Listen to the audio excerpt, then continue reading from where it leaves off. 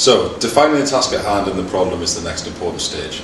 As we are tasked with coming up with a plan for the site, which incorporates the water feature, sculpture and shelter, it is now very important that we meet regularly with the other team members to discuss their thoughts and how we will all work together. After all, it is our job to bring all of these elements together into one coherent layout. It's my belief that the design process is absolutely essential if you want to breathe life into your designs, into your artwork, products, however you want to use your design skills. But in the first instance, it's very, very important that there is an unconstrained flow of ideas from the student's imagination using traditional materials. And drawing allows the student an unconstrained activity to share ideas and to develop two-dimensional sketches. Other team members should be drip feeding you sketches and sharing their initial ideas with you regularly.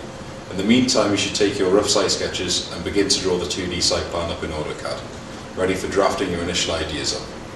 AutoCAD is a powerful package and capable of producing 3D models also, but in my opinion its main strengths are its rapid 2D drafting tools. At this stage in the design process, I'm going to accurately define the area that I'm working in by creating a 3D model in Revit, which will give me a representation of the nature and scale of the site that I'm working with. The 3D modelling should be left for packages such as Revit and Maya, where model generation is more intuitive. This workflow from 2D AutoCAD drawings to 3D modelling in Revit or Maya also mimics the way in which a professional practice would work.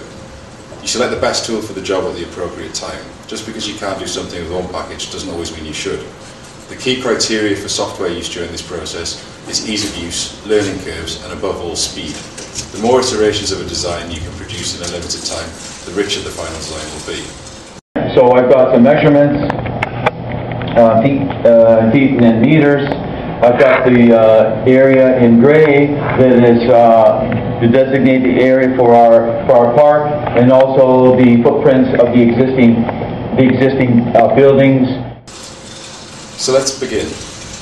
Let's get to grips with the AutoCAD basics and start drawing the existing site up, ready to move on to the next stage.